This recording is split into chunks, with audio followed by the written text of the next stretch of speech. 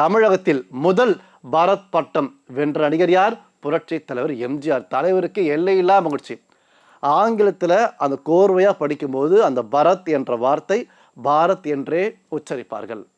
அதுக்கு என்ன அர்த்தம் அப்படின்னு பார்த்தீங்கன்னா, பூர்த்தி செய்வது. தலைவருக்கு எல்லையில்லா மகிழ்ச்சிங்க. அதாவது தலைவரை பார்க்க நிறைய பேர் வராங்க. எங்கே? ராமாவர் வீட்டுக்கு.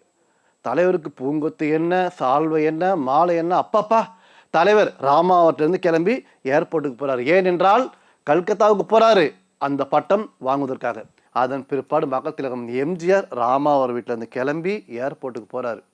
ஏனென்றால் அந்த பரத் பட்டம் வாங்க எங்க? கொல்கத்தாவுக்கு. வழிநெடுக்க தலைவருக்கு உற்சாக வரவேற்பு, கழுத்து நிறைய மாலைகள், அப்பப்பா அவருக்கு எல்லை இல்லா மகிழ்ச்சி. போயிட்டு திரும்பி வராரு. வரும்போதும் எக்கச்சக்கமான கூட்டம். தலைவருக்கு அவ்வளோ வரவேற்பு. இதோடு மட்டுமல்லாமல் சத்யா ஸ்டுடியோவில் தலைவருக்கு வந்து பார்த்தீங்கன்னா அந்த ஒரு வாழ்த்து மழையே பொழியிறாங்க. நிறைய பேர் பாராட்டுறாங்க.